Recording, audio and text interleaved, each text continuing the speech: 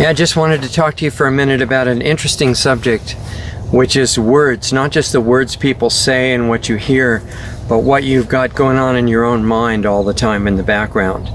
And the words are really powerful, and they determine a lot of how you feel, and that determines how effective you can be in your life. So looking at a particular kind of word, let's say somebody tells you that something is scary, right? Like, I don't know, some big monster with bright red eyes that's glaring down at you, and they say, well, that's really scary, like a Halloween creature except for real, right? But let me ask you a question. What if you're not scared?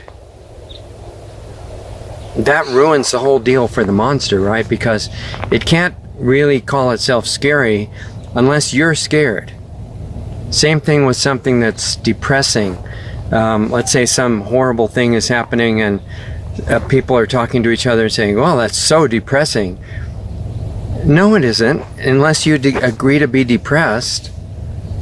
See, your emotional state is voluntary.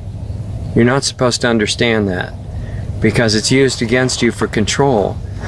And one of the main themes in the control of the global rulers and where they're going with what's happening in society right now is to make sure that you're scared. Just not of anything in particular, but of everything, and just in general, because what happens if you can get people scared and full of fear, then they'll be susceptible to anger, because anger always masks fear. All kinds of negative emotion. There's fear underneath, and you'll see it if you look for it. And the thing is, your emotions, which determine a lot of how you feel, are completely voluntary. It's just that we've been trained to think that they're not.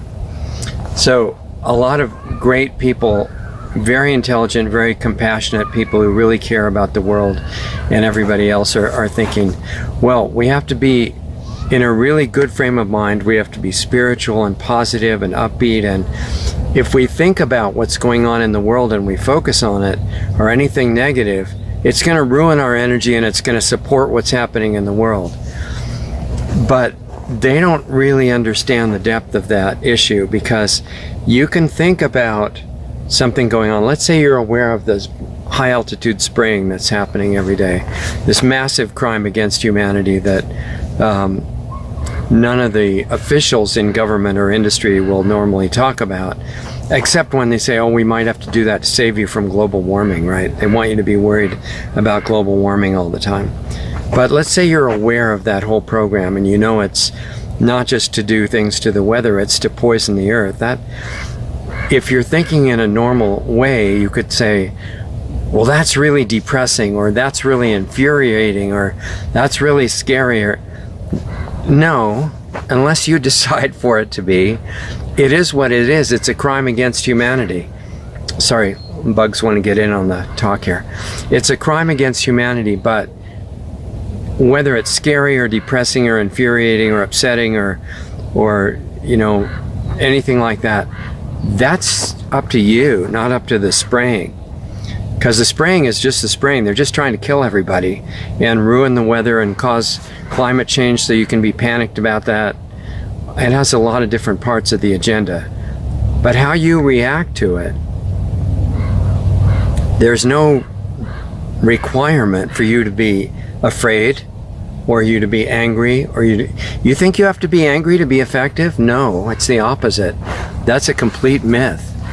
If you're still and focused and energized, and you're aware of what's going on inside you and around you, you're much more effective than you are if you're scared or angry or mad as hell and not taking any.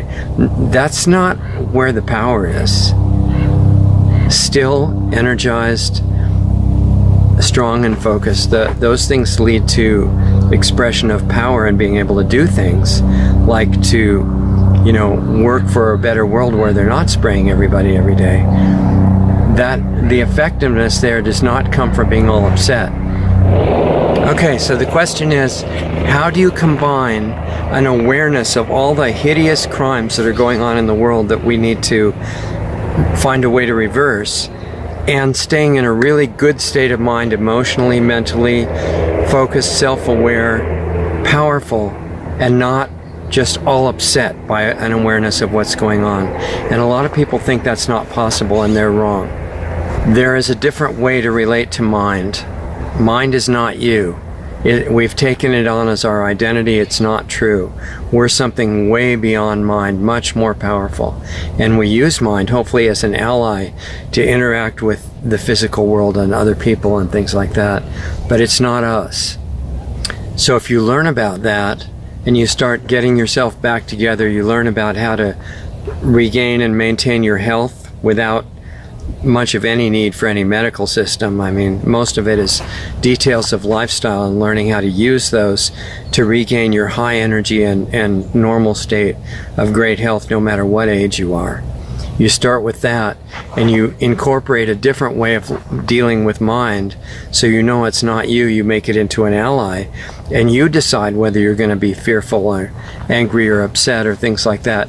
And so far I've found zero opportunities for using fear, anger, or being upset in any way as useful. They're not. They're totally not useful.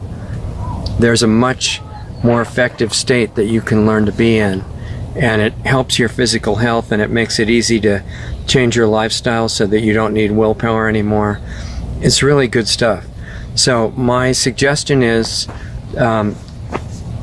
realize this is the biggest secret, that the power structure is hiding many things from us, but this is the main one, who you are. And the reason it's the main one is because if we find out, not just in theory or ideas or philosophy or something like that, which does nothing, but in real direct experience, even this late in the game, we can change this whole situation.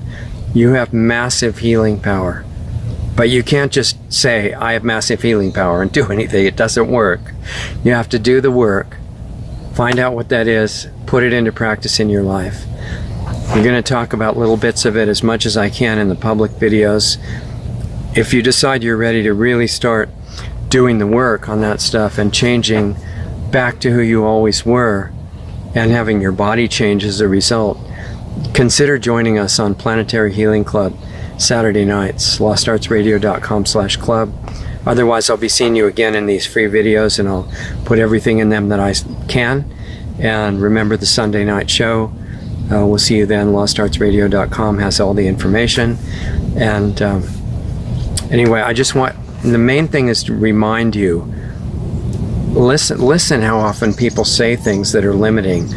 This is scary, this is upsetting, this is maddening, this causes me despair or something. No, that's optional.